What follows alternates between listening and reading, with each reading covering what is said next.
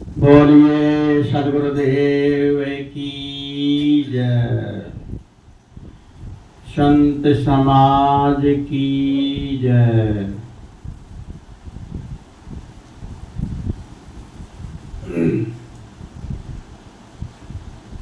आज गुरु पूर्णिमा दिवस है। गुरु पूर्णिमा कोई एक दिन पहले मनाता है, कोई एक दिन, 2 दिन, 3 दिन तक, कोई 10 दिन बाद भी, जैसे अवसर होता है। एक गुरु पूर्णिमा का आषाढ़ का महीना माना जाता है। गुरु पूर्णिमा का पर्व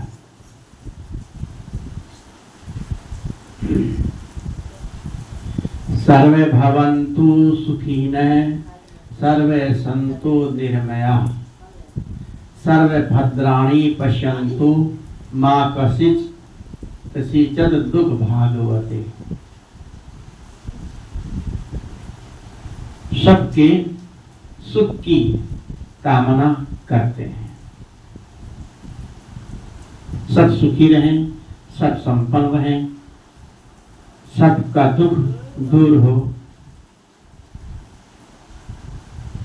सभी मेरे श्रोता बंधुओं को, सभी को मेरी गुरु पूर्णिमा की बहुत बहुत शुभकामना।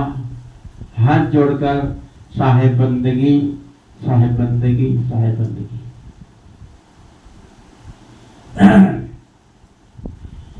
गुरु की महिमा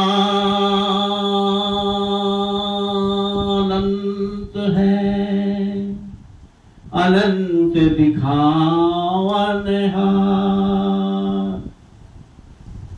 गुरु की महिमा अनंत है, अनंत किया उपकार।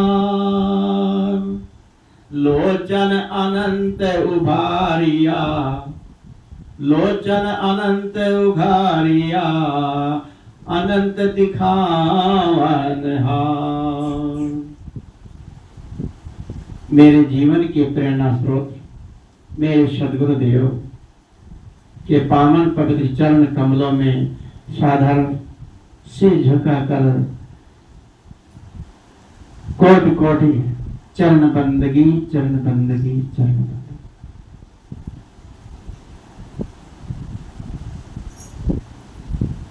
यहाँ पर बैठे हुए सत्संग सभा स्थल में मेरे प्रिय बंधुओं, माताओं, बहनों एवं नन्हे मुन्ने प्यारे बच्चों, आज गुरु पूर्णिमा का दिवस पर कुछ विचार, इसके बाद पूजा पाठ। गुरु पूर्णिमा क्यों मनाई जाती है? हर संत लोग इस बारे में विचार रखे हैं और समझाते हैं, हर वर्ष समझाते हैं। गुरु का अर्थ क्या होता है? गुरु का अर्थ होता है, गुरु माने अंधेरा, रू माने उजाला। जो अंधेरे से उजाले में, रोशनी में लाने वाला, उसका नाम गुरु है। गुरु शिष्य का संबंध जो है चोली दामन का होता है। चोली दामन समझते होंगे, जो स्त्रियां पहनती हैं, शरीर के साथ बांधती हैं, चोली दामन। ऐसे सदगुरु का शिष्य के साथ चोली दामन का संबंध हो जाता है। गुरु जो है शिष्य को शिष्य नहीं बनाता, उसका अपने को अपना, उसको पुत्र समझ करके उसको अपने सीने से भी लगाता है और उसके अंदर के अंधेरे को दूर करने का मार्ग बताता है।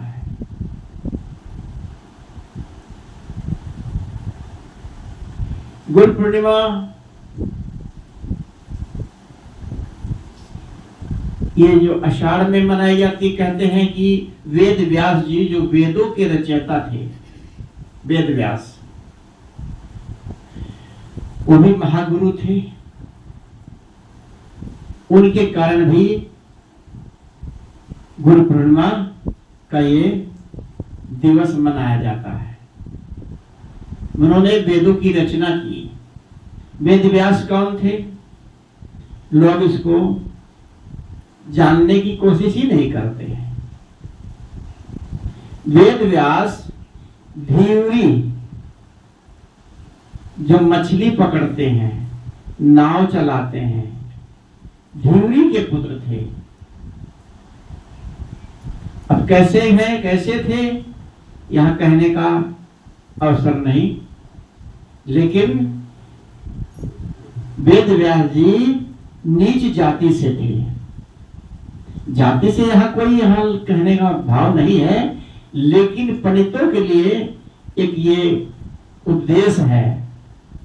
पंडित लोग जो कहते हैं कि वेद को केवल ब्राह्मण ही पढ़ सकता है, यहां तक कि स्त्रियां भी नहीं पढ़ सकती, ऐसा लिखा है।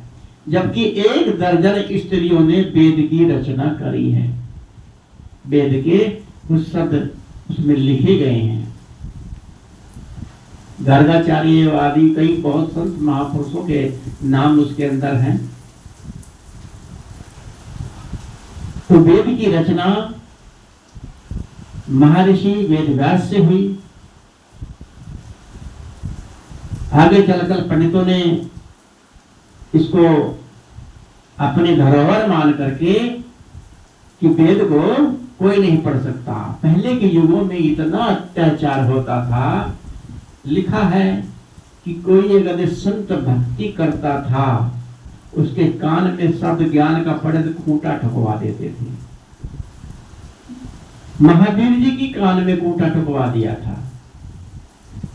वो बैठे ध्यान में बैठे थे, कोई किसी का बैल कहीं चला गया था, ढूंढता ढूंढता आया, उनको आवाज लगा रहा, अरे भाई बाबा बैल मेरा देखा, बैल मेरा देखा। आवाज कई बार लगाई पर सुने नहीं। उन सब बैल तो उनका मिल गया, घूम घाम के आए, आकर के उनके कान में खूंटा कमल लकड़ी की गिट्टियां ठोक दी। जीभ कटवा देते थे जो शब्द राम राम करता था। कानों में कांच गरम करके रांगा भरवा देते थे, हत्या करवा देते। शंभुक ऋषि की हत्या रामायण में लिखी है, पर लिखने वाले लिख देते हैं किसी का प्रसिद्ध व्यक्ति का नाम रख देते हैं। ये पंडित लोग बड़े चापलूस हैं। पंडित पुरोहित बड़ी चालाकी से काम करते हैं। ऐसे महाराज श्री राम ऐसे कहा कर सकते हैं? किसी संत की हत्या कैसे करेंगे? शंभुक ऋषि एक नीच जाति के थे और जंगल में तपस्या कर रहे थे। तो वहां पर तपस्या कर रहे तो किसी ने आके राज में हाहाकार से आवाज लगाई कि मेरा जवान पुत्र मर गया, आपके राज्य में कोई अहित हो रहा है आपके रहते। तो उन्होंने कहा जरूर कोई नीच जाति का कोई तपस्या कर रहा है। तो उन्होंने नारद वशिष्ठ वगैरह थे, आज्ञा दी राम को कि जाइए ढूंढ करके उसको मार आइए। राम जाते हैं और शंभुक ऋषि की गर्दन उड़ा देते हैं। क्या राम ऐसा कर सकते थे? तो संत महापुरुषों के चरणों में वंदना करते थे, भगवान बताते थे। वेद जो भारद्वाज के आश्रम में गए, वहां नतमस्तक हुए, वहां भगवान कहा, भगवान आपके चरणों में ये दास आशीर्वाद चाहता है। जो भिलनी के भील जो होते छोटी जाति के होते, जो भिलनी के बैर जूठे खाए, नीच जातियों को गले से लगाए, क्या ऐसा राम वो कर सकता है? कभी नहीं कर सकता। लेकिन ये जो चालाक पंडित पुरोहित हैं, इन्होंने नाम राम का लिख दिया रामायण के अंदर। अब उसको लिख दिया तो लोगों को मानना पड़ेगा कि देखो, नीच जाति को राम भी पसंद नहीं करते थे। अब लोग कितनी छानबीन वाणी को कौन करेगा? रामायण गीता बनी है, ज्ञानियों ने बनाया है, लेकिन इसको छानना चाहिए, समझना चाहिए। लेकिन कूट कूट कर दिमाग में ऐसी भर गई है कि वो कभी भी निकलने वाली नहीं है। अभी कल ही हम बातचीत कर रहे थे, भाई साहब थे उनसे, तो उन्होंने कुछ ऐसी बात बताई कि भूत प्रेत होता है, कि मेरे घर में मेरे कपड़े उथल पुथल कर दिए, कागज उथल पुथल कर दिए, और दराज के अंदर दवाइयां रखी तो सब उथल पुथल यहां से वहां रख दिया। अब उनको भ्रम तो हो गया, ये भ्रम है। कैसे हुआ इसका कारण जानना जरूरी होता है, पर इसका कारण कौन पता लगाए, कैसे हुआ, कैसे किस तरह हुआ। घटनाएं होती हैं, इन घटनाओं को लेकर के आदमी भूत मान लेता है। कहते कि आंखों देखी आधी झूठ, कानों सुनी सारी झूठ। कहते हैं भूत प्रेत रूप रंग बदल देते हैं, शरीर धारण करते हैं। कैसे माना जाए? एक आत्मा शरीर धारण कैसे कर लेगी? शरीर धारण करने के लिए 9 महीने गर्भ में रहना पड़ता है, लेकिन मान्यता बनाई हुई है, अब दिमाग में बैठा हुआ है। जो मानता है उसके लिए वो भूत भी है। अब उन्होंने कहा गीता के अंदर भी लिखा हुआ है।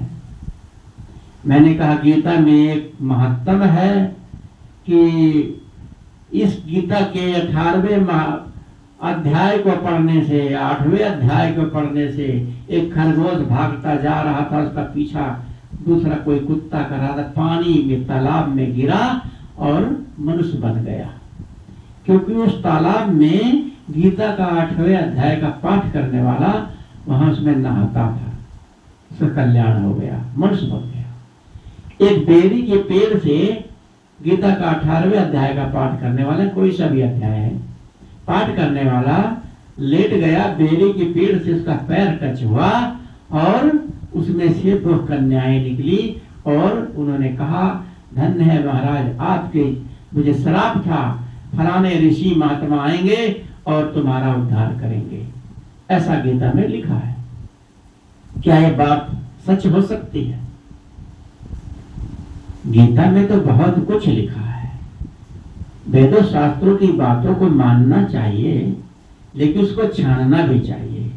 हीरे मोती भी हैं, ज्ञान भरा पड़ा है, गीता के अंदर बहुत ज्ञान है। अब इतना कैसे किसको समझाया जाए कि गीता कब बनी, किसने बनाई, कैसे समझाया जाए? वो सुनने के लिए आदमी तैयार ही नहीं होता। हम तो चुप हो गए, आगे कुछ कहा ही नहीं। क्या जो कहते तो आगे और बातें बढ़ती, अगले के अंदर दिमाग में ठोक ठोक के भरा है कि राम कृष्ण भगवान थे, गीता भगवान कृष्ण जी ने बनाई। इतना उपदेश करने के लिए ज्यादा उलझना नहीं चाहिए, चुप हो जाना चाहिए। गीता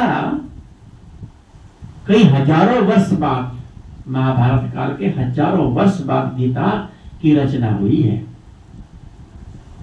और जो गीताकार था बहुत बड़ा ज्ञानी विवेकी साधु संत समान था, बहुत ही दिमागदार था, और साथ साथ कृष्ण का भक्त भी था। तो उसने उपनिषद से हर जगह से वाणियों को, शब्दों को छांट छांट के उसमें दर्ज किया और अपना नाम नहीं रखा। जैसे अभी मैंने कहा कि राम का नाम रख दिया, राम ने शंभुक ऋषि की गर्दन उड़ा दी थी। ऐसे व्यक्ति का नाम लिया कि लोग जो है कि माने राम भी नफरत करते थे नीचों से, तो आपको भी नीचों से नफरत करनी चाहिए, छूत अछूत से दूर रहना चाहिए। पूरा महाभारत अछूतों से भरा पड़ा है। महाभारत उठा के देखिए, जब जानेंगे तब मानेंगे ना, लेकिन लोगों को फुर्सत कहाँ, ऊपर ऊपर जो सुन लेते हैं उसी को लेके उड़ जाते हैं। जितने भी ये जो वेद व्यास हुए, किसकी संतान थी? मछोदरी की तो मैंने बताया, लेकिन वेद व्यास के पिता कौन थे? पराशर महात्मा थे। पराशर किस जाति के थे? पराशर अछूत जाति भंगी के जाति के थे। माता उनकी कुत्ता वगैरह खाती थी। अब बताइए, वेद व्यास के माता पिता कौन थे? माता तो नहीं थी वेद व्यास उसके पराशर की पत्नी, और अलग थी, लेकिन इनकी वेद व्यास की माता मछोदरी, जो रानी सत्यवती, महाभारत काल में लिखा है रानी सत्यवती, जो हस्तिनापुर के शांतनु थे, शांतनु की संतानें जो हुई, ये आगे बहुत बड़ी कथा है। उनसे फिर 2 पुत्र हुए सत्यवती से, चित्र विचित्र कौन थे, और उनसे फिर कोई संतान नहीं हुई। एक तो बीमारी से मर गया, दूसरा कोई उसके अंदर ऐब लगा था, वो भी मारा गया। दोनों संतानें उसकी मर गई थी। तो अब राज्य में भीष्म पितामह, जिनको कहा जाता है कि वो ब्रह्मचारी आजीवन भर रहने का संकल्प लिया था, उन्होंने ही रानी सत्य देवी को लाके अपने पिता की पत्नी बनाई थी। और जब कोई संतान नहीं रही तो रानी सत्यवती ने कहा भीष्म पितामह से कि मुझे संतान चाहिए राज्य को चलाने के लिए। अब उनकी 2 बहुएं थी, पति तो था नहीं, अब क्या करें? तो उन्होंने कहा, देखो मैं तो आजीवन भर ब्रह्मचारी का व्रत लिया है, प्रण किया है। और फिर उन्होंने अपने पुत्र को याद किया। पुत्र काला भुजंग था, महर्षि पराशर का था, जैसे बाप था उसी कलर का बच्चा होता ही है।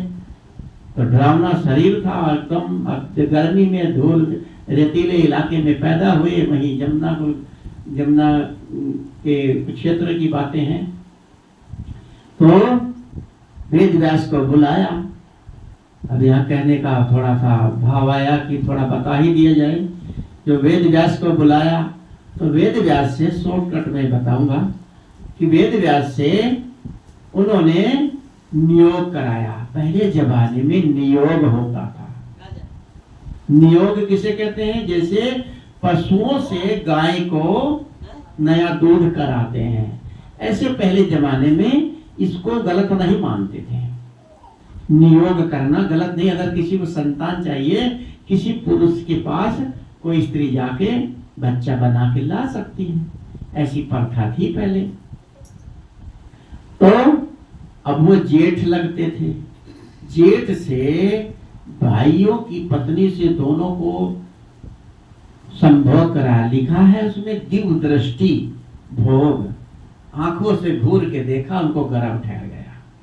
एक बांदी भी थी दासी, उसके विदुर पैदा हुए, और उनसे दोनों से पांडु और धृतराष्ट्र हुए।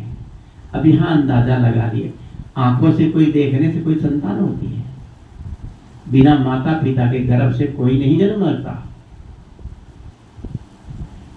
तो अब यहाँ पर मैं इसलिए भाव को रखा जात पात को लेकर के कि अब वहां पांडु और धृतराष्ट्र जो पैदा हुए, पिता कौन था उनका? वेद व्यास। वेद व्यास के पिता कौन थे? महर्षि पराशर। पराशर किस जाति के थे? बता ही चुका हूं। अब देखा जाए तो ये पूरा महाभारत के जितने भी पात्र हैं सब कहीं न कहीं किसी न किसी जाति से संबंध छोटी जातियों से हैं। अब अगर छोट जाति पाति की बात करें तो पूरा महाभारत भरा पड़ा है। सब इसको हटा दें। क्यों इस ज्ञान की चर्चा करते हो, इनको क्यों मानते हो? आगे कुंती ने भी ऐसी ही पांडु से संतान नहीं, कुंती ने भी इंद्र वगैरह जो है कि सूर्य से, कोई पवन से, कोई किसी से ऐसे ही नियोग करके संतान पैदा करी। तो यहाँ मैं इसलिए कहा कि महर्षि वेद व्यास जी का भी ये पर्व है।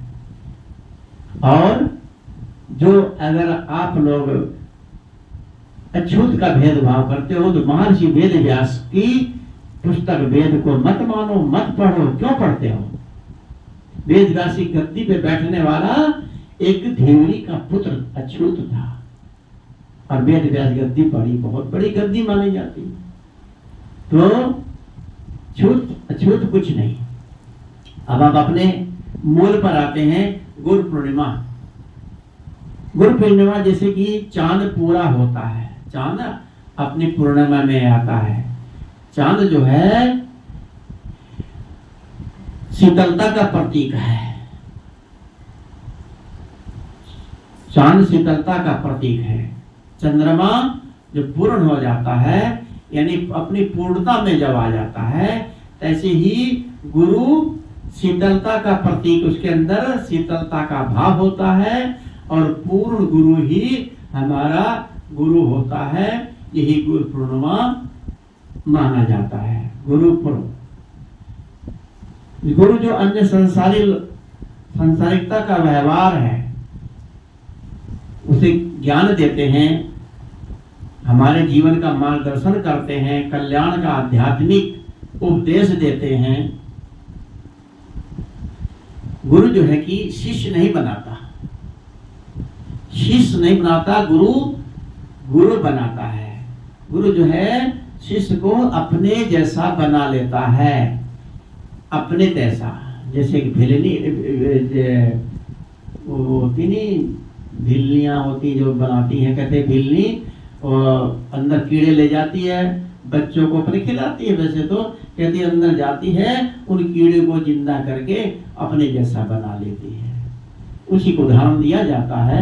ऐसे गुरु ज्ञान द्वारा उस शिष्य को, उसके अंदर ज्ञान द्वारा, आध्यात्मिक ज्ञान से उसको अपने जैसा बना लेते हैं। 9 महीना गुरु गर्भ में रखता है शिष्य को। 9 महीना गर्भ, उसको 9 महीना तक शिक्षा दीक्षा दे करके अपने अंतःकरण रूपी गर्भ में रखता है। कहा है गुरु ऐसा चाहिए शिष्य की सुई तक न ले। और शिष्य कैसा चाहिए? शिष्य को, गुरु को सर्वस्व दे, गुरु को सब कुछ देने के लिए समर्पित हो जाए। पर गुरु भी तो कैसा होना चाहिए? पूर्ण गुरु होना चाहिए। गुरु तो बहुत होते हैं। पहले गुरु माता पिता होते हैं, दूसरे गुरु नाम रखने वाले होते हैं, तीसरे पहले दाई भी बताते हैं। ऐसे जीवन में पढ़ाने लिखाने वाले और भी संसारिक व्यवहारिक गुरु अनेक होते हैं। लेकिन सच्चा गुरु जो है वो सदगुरु होता है। गुरु अलग होते हैं, गुरुओं की तो लाइन लगी हुई है। महागुरु, जगत गुरु, इतने इतने गुरु हैं कि गुरु की कमी नहीं है। गुरु कमी नहीं, चेलों की भी कमी नहीं है। चेलों की भी लेने लाखों लाखों की भीड़ गुरु के चमत्कार सुन के लगी रहती है। लेकिन वहां मैं सुनता हूँ, देखता हूँ, कभी देख लेते हैं, कोई टीवी तो देखते नहीं है, लेकिन कभी इत्तेफाक से नजर पड़ जाती है कहीं, वहां पर जो चर्चा होती है, किसकी चर्चा करते हैं? गीता की, पुराण की, रामायण की कथाएं सुनाते हैं। कभी आध्यात्मिक बातें, जीवन कल्याण की बातें कभी नहीं बताते। पुरानी घिसी पिटी कहानियां लोगों को बताते हैं, समझाते हैं। ठीक है, आने वाली पीढ़ी को जानना भी चाहिए। हम तो जानते हैं रामायण क्या है, लेकिन आने वाली पीढ़ी बच्चे क्या जानेंगे उसको, इसलिए वो ज्ञान देना जरूरी है। ज्ञान खराब नहीं है जो ज्ञान देते हैं, लेकिन जो मुक्ति का कल्याण का काम है वो भी तो बताना चाहिए। एंड में कह देते हैं बोलिए कृष्ण भगवान की जय, राम भगवान श्री राम की जय, बस सबकी कथा समाप्त। तो असली गुरु जो होता है हमारे जीवन को बदल देता है। हमारे नरक की जीवन, ये 84 लाख योनियों में जो हम लोग भटक रहे हैं, इस भटकने को सदगुरु बंद खत्म करा देता है। अनादि से भटकता ये जीव आया है। माता पिता का तो बहुत बड़ा पुरुषार्थ है ही है। अगर माता पिता ना मिले होते, ऐसे अच्छे माता पिता ना मिले होते, माता पिता तो सबके अच्छे होते हैं, लेकिन संस्कारी माता पिता अगर मिल जाते हैं तो बच्चों को वही संस्कार देते हैं। तो बच्चे फिर वो मीट मच्छी मुर्गा वगैरह कहाँ खाते? फिर अगर माता पिता खाते होते तो हम लोग भी खाते पीते होते। तो इनका तो बहुत बड़ा पुरुषार्थ है माता पिता का। दुनिया में सब चीज दोबारा मिल सकती है, गुरु भी बहुत मिल जाएंगे, मित्र दोस्त भाई बहन बहुत सब बन जाते हैं, मिल जाते हैं, लेकिन माता पिता दूसरे नहीं मिल सकते। इसलिए माता पिता हमारे बहुत बड़े पूजनीय हैं। पहले नतमस्तक माता पिता को ही झुकाना चाहिए। जब कहा नित प्रात उठे रघुनाथा, माता पिता नवामय माथा। रघुनाथ राम भी सुबह उठते ही अपने माता पिता के चरणों में शीश झुका के नमस्कार करके चरण स्पर्श करते थे। तो गुरु की महिमा जो है अनंत है, अनंत किया उपकार, बहुत अनंत उपकार है उनका। तो सदगुरु कबीर साहब ने कहा जो तू चाहे मुझको छाड़ सकल की आस, मुझ ही ऐसा होए रहो सब सुख तेरे पास। यदि तू मुझको चाहता है तो मुझ ही ऐसा होए रहो। तो मेरे जैसा जैसा मैं चल रहा हूँ, कृतार्थ हो गया हूँ, अपने निष्काम भाव से रहता हूँ, ऐसा तू भी रहे तो मेरे जैसा हो जाएगा। अगर मेरे को चाहेगा तो मैं वो लेके बैठा के क्या करेगा? मेरे जैसा हो जा तो सब कुछ तेरे पास, मैं भी तेरे पास, सब कुछ तेरे पास हो जाएगा। गुरु ऐसा होना चाहिए कि हमारे जीवन में जो सुख दुख आते हैं और हमारे जो जीवन में पाप हैं, हमारे जीवन में जो रुकावटें हैं, उन सब को दूर करता है गुरु, मार्ग बताता है। गुरु जो होता है पता है कि अंधेरा कहीं अगर घुस गए तो अंधेरे में क्या लड़ाई अंधेरे से थोड़ी करी जाती है, तार चलाते हैं और भी कोई लाइट का इंतजाम करते हैं, उजाला हो जाता है। ऐसे ही हमें अपने से लड़ना झगड़ना नहीं, गुरु करना है। तभी गुरु अच्छे गुरु करेंगे, पूर्ण गुरु होगा, तभी हमारे जीवन में उजाला होगा। तो अभी कहा गुरु ब्रह्मा गुरु विष्णु गुरु देव महेश्वरा, गुरु साक्षात परब्रह्म गुरु परमेश्वर। गुरु ब्रह्मा गुरु विष्णु गुरु साक्षात परमेश्वर है। तभी कहा कि राम कृष्ण से कौ बड़ा उन्हों तो गुरु की, तीन लोक की संपदा गुरु आगे आधीन। राम कृष्ण से कहते हैं, राम कृष्ण से बड़ा तो कोई है ही नहीं दुनिया में, भगवान थे, ठीक है महापुरुष तो थे ही, बड़ा मानना चाहिए, और इनसे बड़ा कोई हुआ भी नहीं। लेकिन इन्होंने भी तो गुरु किया। राम गुरुकुल में जाते थे, कृष्ण जी गुरुकुल में जाते थे। चाहते तो राम अपने घर में, राजा दशरथ राजा थे, गुरुओं को बुला कर घर में ही गुरुकुल खोल लेते और वही शिक्षा दीक्षा ले लेते। लेकिन गुरुकुल में जाते थे, गुरुकुल में कई कई साल रहते थे, वहां दीक्षा प्राप्त करके तो पूर्ण ज्ञान हो जाता था, तब वहां से आते थे। गुरु उनको ज्ञान पूरा होने पर एक स्नान कराते हैं और उनके मन को ठीक रखने के लिए और उनका भेष देते हैं कि अपने को सादा रखना है। 84 लाख योनियों से सदगुरु निकालते हैं। आवागमन की 84, जो हम लोग आज जन्म लिया है, मरने के बाद क्या पता कौन सा जन्म मिले, कुत्ता बिल्ली पशु पक्षी कुछ भी, चाहे मर के इसी दरवाजे पे आके कुत्ता बन के बैठ जाएं, कुछ भी जानवर बन के बैठ जाएं, उन्हें पता ही नहीं होगा मेरा घर था, ना घर वाले जानेंगे कि ये मेरे कुछ थे, परिवार से मेरे संबंधी थे, मेरे माता पिता भाई बहन कुछ भी। तो मरने के बाद कुछ भी पता नहीं रहता। तो हमें ऐसे गुरु की खोज करनी चाहिए कि जो पूर्ण अपने में बिल्कुल निष्काम भाव से रहता, निष्काम निर्मोह वाला ही सच्चा सदगुरु होता है। तो ऐसे सदगुरु की खोज करनी चाहिए। यही एक गुरु पूर्णिमा है। गुरु पूर्णिमा का मतलब क्या होता है? गुरु पूर्णिमा कि गुरु हमें पूर्ण मिलना चाहिए। पूर्ण गुरु जिसको मिल जाता है, समझ लो हमारी मुक्ति कल्याण समझ लो उसके द्वारा हो जाती है।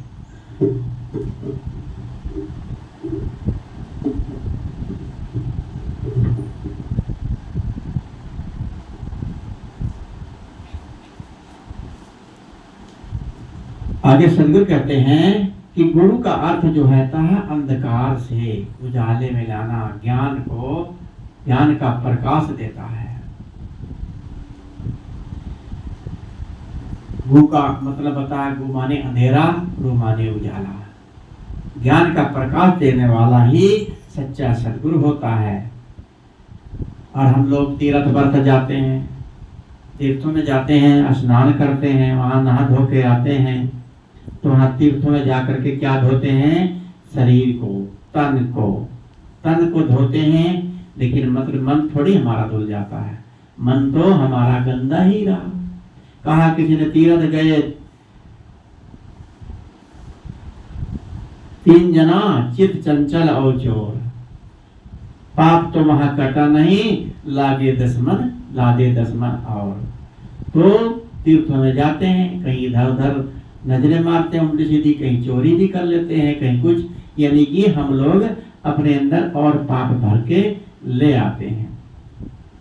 तो तीर्थ जाने का मतलब है, तीर्थ अंदर है, राम अंदर है, तीर्थ अंदर है। उस अपने ज्ञान रूपी गंगा में नहाना चाहिए। तभी सदगुरु कहते हैं कि यह मन तो निर्मल भया, जैसे गंगा नीर, पीछे पीछे हरि फिरे, कहे कबीर कबीर। ये जब मन निर्मल हो जाएगा तो आपके पीछे दुनिया ऑटोमेटिक, कई संत महापुरुष हैं, इनके दर्शन करना चाहिए, आपके पास ज्ञान लेने के लिए आएंगे। लेकिन गुरु करो जान के, पानी पियो छान के।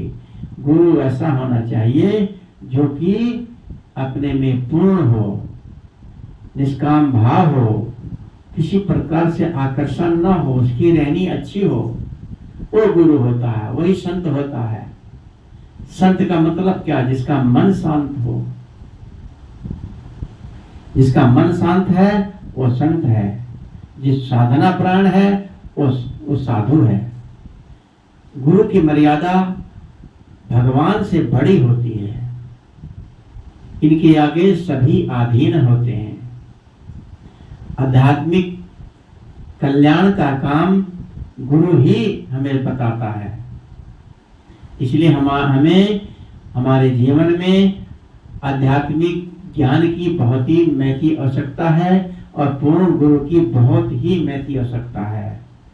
आगे सदगुरु कहते हैं कि जाको दर्शन इत है जाको दर्शन इत है ताको दर्शन उत, जाको दर्शन इत नहीं ताको इत न उत।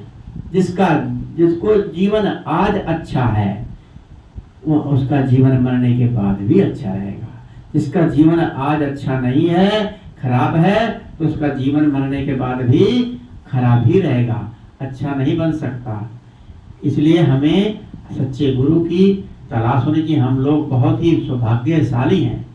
एक तो सदगुरु कबीर साहब का ज्ञान मिला है, दूसरे ऐसे हमें सदगुरु कबीर जैसा एक महापुरुष इस धरती पर आया और अपना जीवन मोक्ष जीवन करके बना के अपना यहाँ से संसार से वो भी चले गए, सभी को जाना है।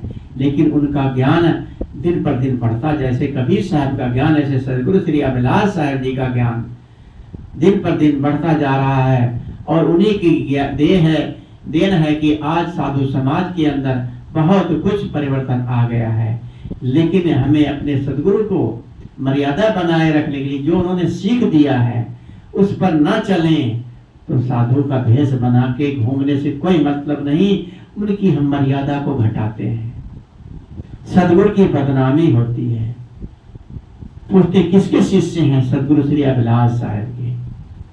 अगर हमने अच्छा काम किया तो सदगुरु का नाम होता है।